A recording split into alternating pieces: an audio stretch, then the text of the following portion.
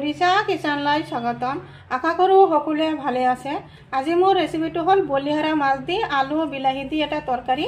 আৰু বলিহৰা মাছ দি আলু বিলাহী দি কেনেদৰে তৰকাৰীটো বনাইছোঁ আজি আপোনালোকক দেখাই দিম। এই তৰকাৰীটো বনাই দেখাই দিম। চাওক কিমান ধুনীয়া হৈছে তৰকাৰীটো। আৰু লগতে অলপ জোল জোল ৰাখিছোঁ আৰু দেখাতো ধুনীয়া আৰু খায়ো ভাল লাগে। আপোনালোকে মই ভিডিঅ'টো কেনেদৰে বনাইছোঁ আপোনালোকে মোৰ ভিডিঅ'টো চাব আৰু কেনেকুৱা হয় এটা লাইক কমেণ্ট শ্বেয়াৰো কৰিব।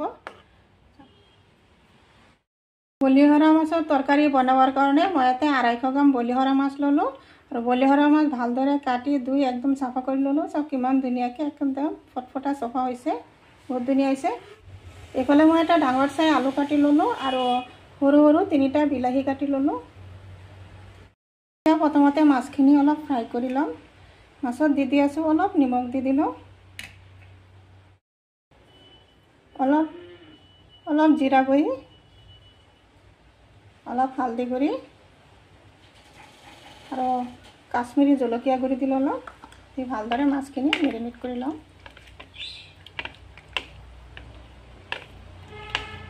এইফালে গেছত পেন বহাইছোঁ আৰু পেনত দি আছোঁ সৰিয়হৰ তেল।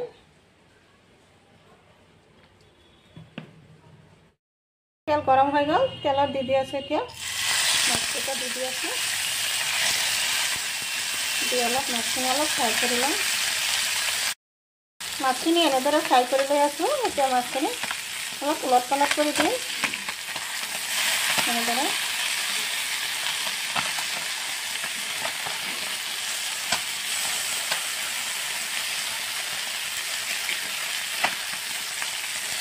এনেদৰে অলপ গোটেইখিনি মাছ উলুকাই দি আছোঁ। মাছখিনি ফ্ৰাই কৰা হৈ গ'ল, এতিয়া এইখিনি উঠাই লওঁ। কিমান ধুনীয়া হৈছে ফ্ৰাই কৰা। এইফালে গেছত এটা কেৰাহী বহাইছোঁ আৰু কেৰাহীত দি আছোঁ সৰিয়হৰ তেল। তেল গৰম হৈ গ'ল, তেলত দি আছোঁ এটা পিঁয়াজ কাটি। পিঁয়াজখিনি অলপ ভাজি ল'ম। পিঁয়াজখিনি ভজা হৈ গ'ল, এতিয়া দি আছোঁ এটা আলুখিনি তেলত অলপ ভাজি ল'ম। এটা ডাঙৰ চাই আলু কাটিছিলোঁ, এটা আলুৰ পৰা বহুতখিনি আলু হৈছে।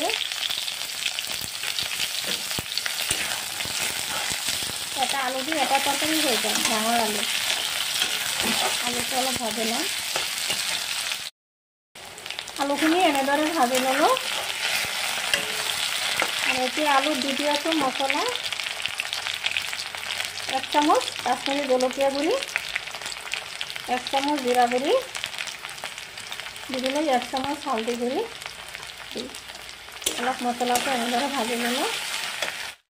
ইয়াতে দি আছোঁ বিলাহীখিনি অলপ ভাজি ল'ম।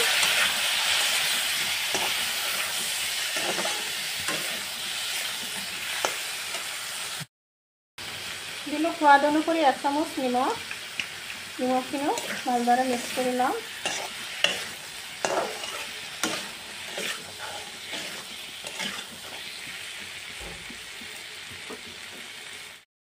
এতিয়া দি আছোঁ ইয়াতে পানী।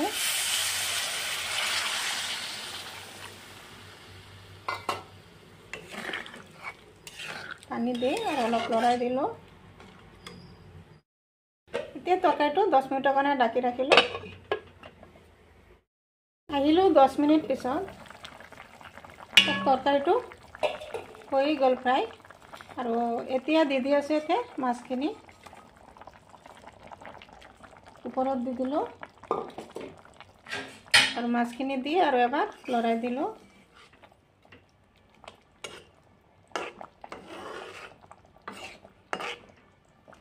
এতিয়া আৰু অলপ টাইমৰ কাৰণে ঢাকি থলোঁ। আহিলোঁ 2 মিনিট পিছত। তৰকাৰীটো খুব ধুনীয়া হৈছে। এতিয়া তৰকাৰীটো নমাই দিম। চব কিমান ধুনীয়া হৈছে আৰু কালাৰটো কিমান ধুনীয়া। আৰু এনেদৰে আলু দি বিলাহী দি এনেদৰে বলিহৰা মাছত বনালে বহুতেই ভাল লাগে আৰু বহুত ধুনীয়া হৈছে। নিশ্চয় মোৰ ৰেচিপিটো ভাল লাগিছে। যদি ভাল লাগে লাইক শ্বেয়াৰ কমেণ্ট কৰিব। প্লিজ এটা ছাবস্ক্ৰাইব কৰি কাষত থকা বেল আইকনটো প্ৰেছ কৰি দিব।